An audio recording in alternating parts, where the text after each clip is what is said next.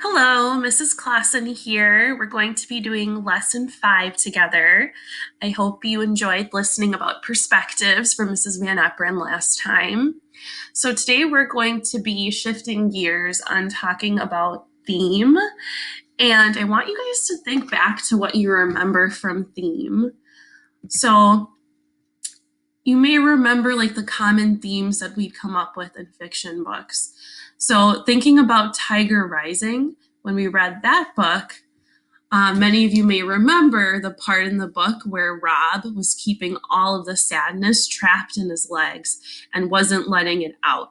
And that was the symbolism that we had found to show that Rob really needed to express how he felt and not keep his sadness inside. And then we later realized that that was the theme of the book. And so today we're going to be talking about theme, but in historical fiction. So today I want to teach you that readers don't wait for someone else to decide which passages are worth pausing over. Readers read alertly, poised to say, "Wow, this part almost seems like it's written in bold." Readers then ask, how does this part connect to other parts of the text? What is this part really important about? So if you guys look at the anchor chart, you want to look for clues to find themes. So you look for images or words that could be repeated in the book. Ask, could this be a symbol of something? Like how I talked about Rob keeping the sadness in his legs. That was symbolism. You want to notice if something catches you by surprise or stands out and think, why might that author have put this part in the surprising part? Notice if a new insight dawns on a character. So those are all things that you can keep in mind and use to help you when you're looking for theme. So at this time, you can pause this lesson if you would like to take notes on the 3 things that you're going to be looking for when looking for theme.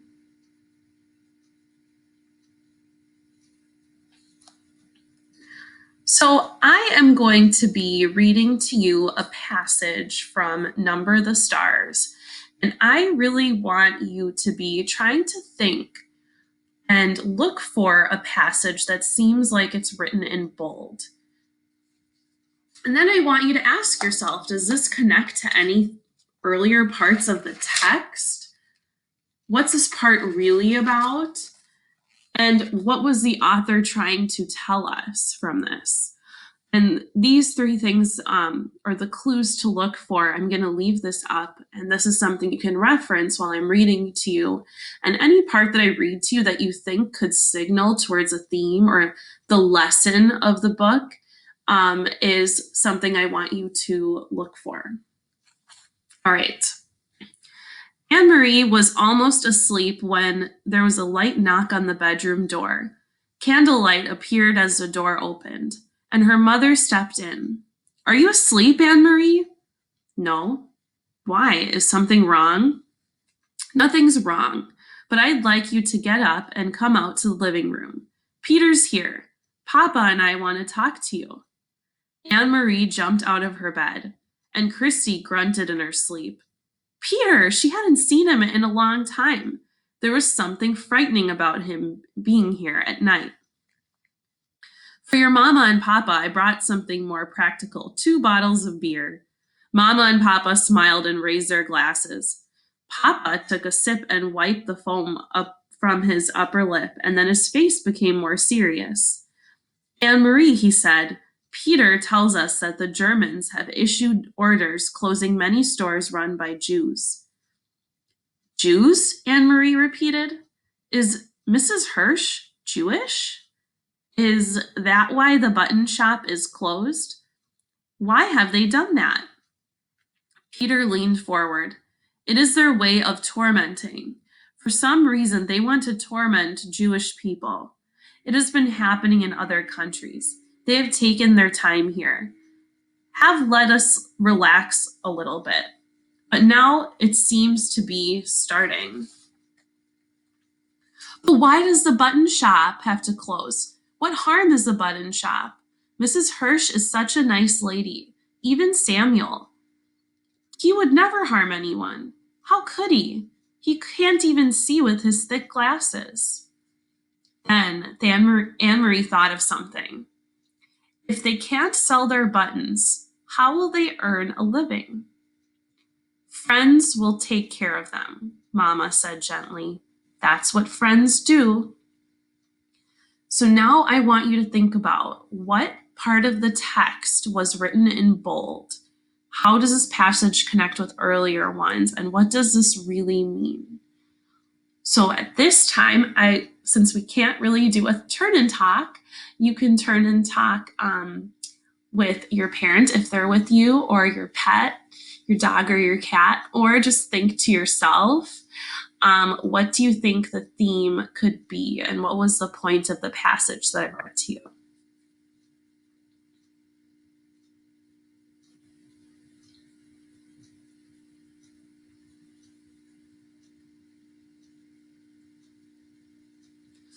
So I hope you had a great conversation or great thoughts to yourself. But when I was reading this part, the part that stuck out to me the most was the last line that Mama had said. Friends will take care of friends because that's what friends do. So I think the theme is going to be about friendship. And I really want you guys to think about different parts of the book in Number the Stars where you're noticing a theme of friendship. So there are going to be a lot of things that you're going to look for with Anne Marie and Ellen, their friendship, their family's friendship. Those are some things that you can be looking for in earlier parts of the passage that are really going to connect to your theme. Because when you're looking for the theme or the lesson in the book, you want to see multiple pieces of evidence in that book that show that that is the theme. So next, I'm going to show you some thought prompts, and these are thought prompts that can help you in looking for theme. These are questions that you could ask yourself or stop and jot about when you're reading. So if you want to pause this lesson to take notes on that at this time, you can.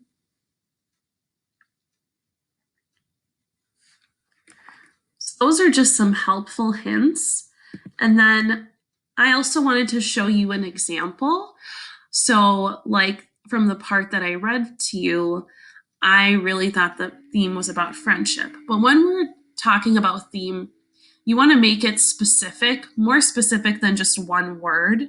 So instead of just writing friendship, I think the theme or the lesson in the story so far is that friends will take care of friends.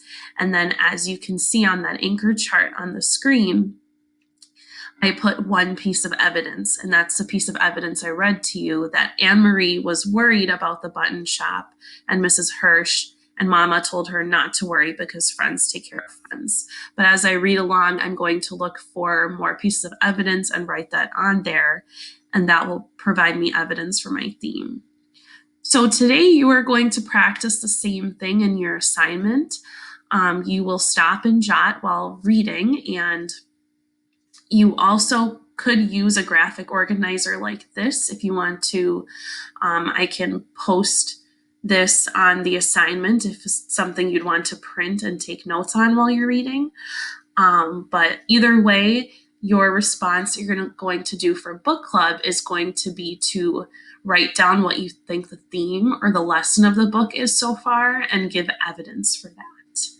So good luck, and thank you for listening.